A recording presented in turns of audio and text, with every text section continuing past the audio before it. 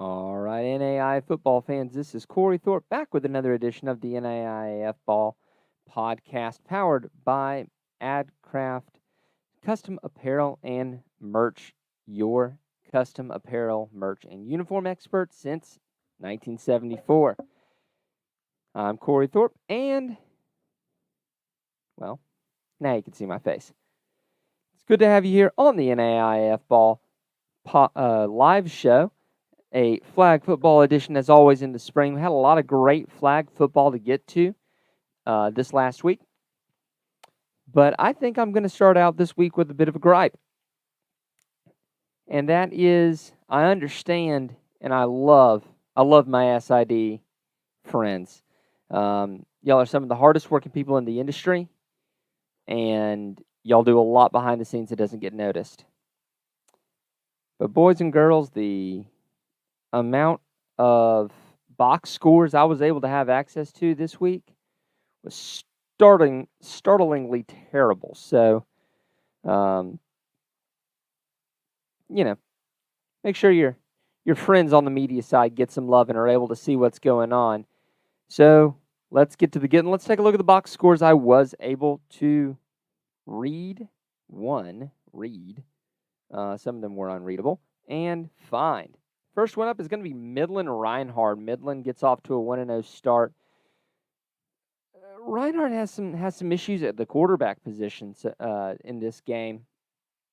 They play 4 quarterbacks, none with more than 5 attempts.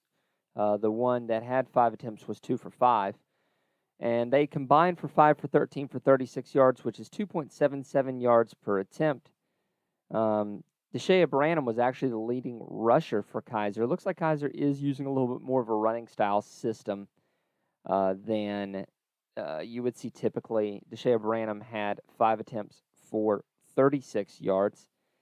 But on the Midland side, Midland gets off to a really good start here with Angel Cayo going 17-27 for almost $150, 2 touchdowns and 5.2 yards per attempt. Not great, but, it'll do. It got you the win. So let's take a look. Let's keep going. Kansas Wesleyan gets a 30-0 win over Campbellsville. Kansas Wesleyan goes to, that record is not quite right. Kansas Wesleyan improves to 2-1 on the year after 2 wins this week. This one would have brought them back to even at 1-1.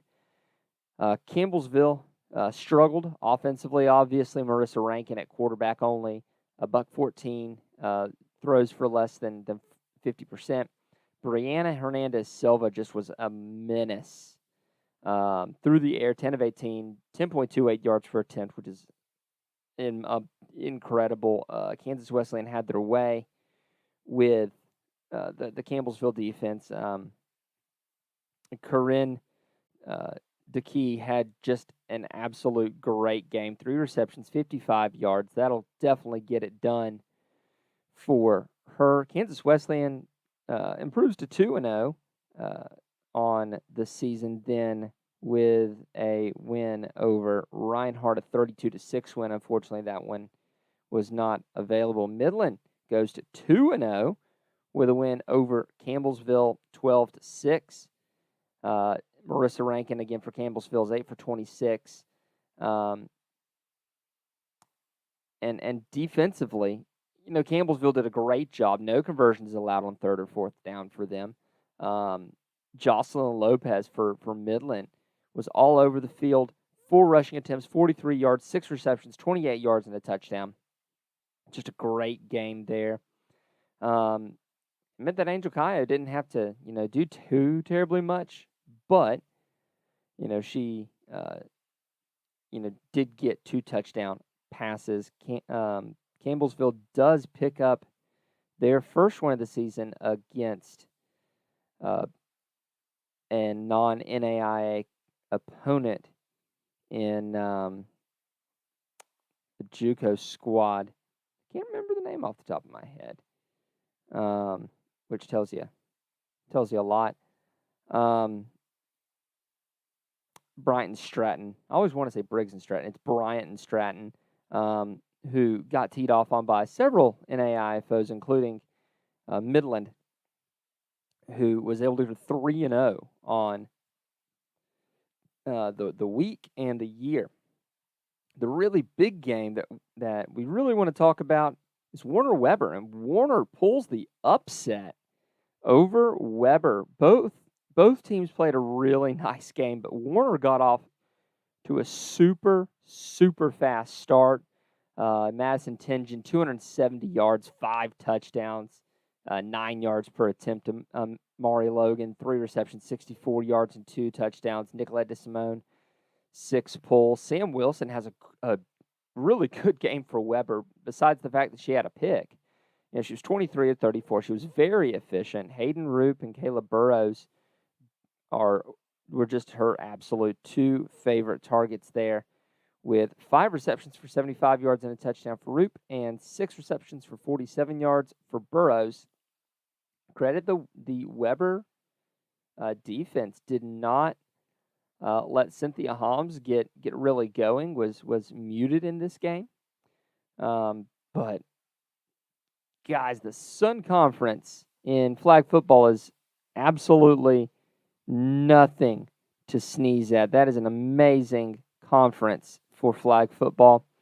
And right now, with the exception of Ottawa, I'd say most of your best teams are going to be in the Sun at this point. We'll see what the voters said here in a jiffy. Well, let's get right to it. There's a little bit of a change here.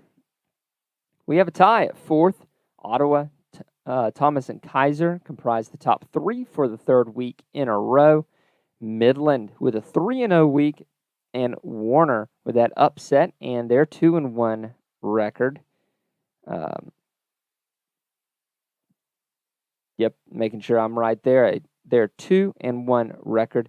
Tie for 4th, and that's a great way to do it there for Warner. Pulling the upset, getting that number 4 spot, and we will be right back after this message from AdCraft. So you want to create and sell custom merch for your team or business. That's exciting, but where do you begin? How much inventory should you order? How do you distribute orders? AdCraft has your answers. Streamline the way you offer custom merch by utilizing our risk-free web store service.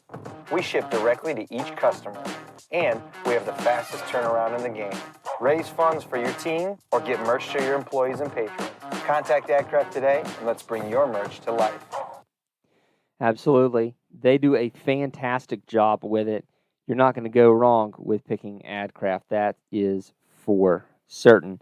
Let's take a look at our players of the week this week.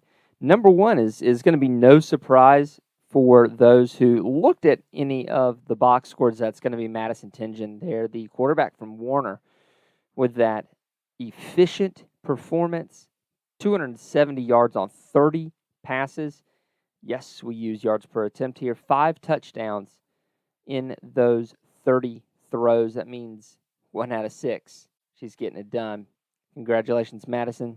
Great job. The other one is from a team we didn't get to talk about too much, and that is Thomas. I watched this one personally. Obviously, I call for Thomas.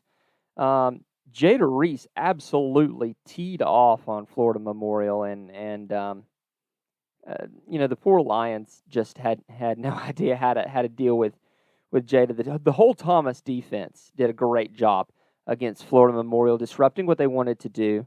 But it was Jada Reese who really was able to capitalize off of it with 5 sacks in 8 pulls of the flag. If Florida Memorial took too long to throw, Jada Reese was right there in their face. Congratulations, Jada. Congratulations, Madison. What a great set of games for you this week. Let's take a look at the what to watch for. And what I can find so far in our in our week, we do have a triple header coming up for some squads here. The big thing I think for me is that on Wednesday at 7 p.m. we finally get the last couple of teams in action. Kansas Wesleyan hosts Bethel in a game that, well, we'll see if how Bethel does. We haven't been able to see them yet this season. Bethel then plays Cotty and Ottawa at Cotty on Saturday. That'll be a good one there. We then get St. Mary going here. They play versus Midland there on Wednesday. And let me double check because I also had, let's see. Nope, just on Wednesday. And that'll be a great game to take in and see what St. Mary has to offer there. Then on Saturday, we get a full slate of action. Starting at noon, Reinhardt plays St. Thomas. St. Thomas, the only Sun team that's in action this weekend. Everyone else is off for spring breaks. St. Thomas takes next week for spring break. And so that's why you're not seeing a lot of the Sun teams in here this week. They're all on spring break. Cotty plays Bethel, as I mentioned before, at 2 p.m. Kansas Wesleyan plays Florida Gateway, a community college in Central Florida, at 4:30. They play Heston, a non-NAI opponent, at 7:30. And then we have two games, which I'm still awaiting times on. Number one, Ottawa plays Bethel on Saturday, and Kansas Wesleyan plays Fort Scott Community College. Now, some of you out there who are more shrewd NAIA fans might ask me how some of these teams are getting away with playing these community colleges, and that is because women's flag is an emerging sport. They are allowed to play these non-NAI opponents and get to count them.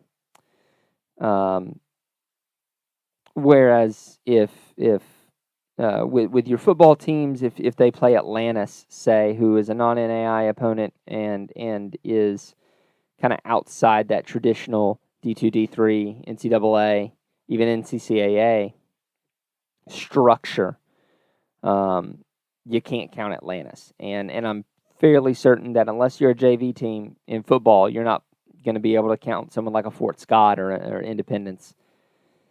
So a little bit of a difference here with it being an emerging sport, and that's how we talked about.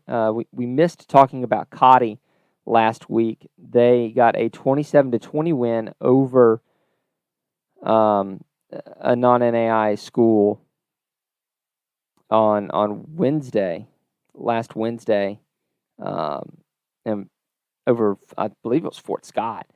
And so they get off to a 1-0 start here, starting their season. That is how the week is going to wrap up. Unfortunately, we don't have as much action on the Sun Conference side to make a good full week. Once we get into late March and April, we'll get to see that a little bit more as everyone gets out of spring break and everyone's trying to get some games in ahead of the national tournament, which got my shirt on from the national tournament last year, which was in Atlanta. So let's get to my favorite part of the show, and that is thanking the folks who make this possible, our patrons. If you enjoy what we do here, patreon.com/NAIAFBALL is the way to go. The folks that do this allow us to get out to these games. They allow us to pay the bills and stay solvent here. Running a business in Florida is not it's not free, and these fine folks help us stay going there on that end, and they are DSU Cone, Darren Bob Boone, Roger Meyer, Jeremy Vauble, Shirley Labella, Fred Christensen, Alex Quickle, Ace Wellen, Marty Seabolt, Justin Cobb, Nick Ryan, Hayden Ferrigno, Kyle Gregory, Tyler Pierce, Justin Hoffman, Steve Speakman, Brian Shake, Julianne Shager, Nate Soapbeer, Stephen Cutler, Julie Lout, Tim Burrow, Dale Norton, and Nathan Moore.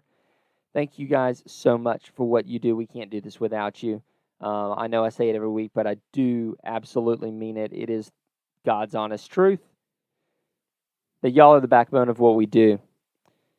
So I'm going to watch the chat a little bit, see if anyone drops anything in here. It's always a great time to put in anything. There, we usually are able to respond to it. But, we're just looking for another great week of NAIA flag football. The competition level is only rising with these new teams. And looking forward to watching Bethel get going there. Unfortunately, right now, it does look like Milligan is going to be gone for the season.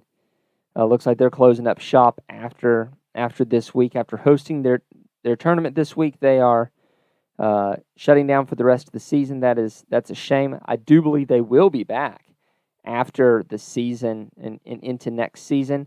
And found out this week that NAIA Appalachian Athletic Conference, I believe, Team Life University is going to be putting up a flag football team in the coming season. So we get them join us on that ride as we go from emerging sport to regular sport, and we highlight these women in flag that do so very well. Thanks for coming along with us tonight. I am Cory Thorpe, and I will see you on the Twitter feed.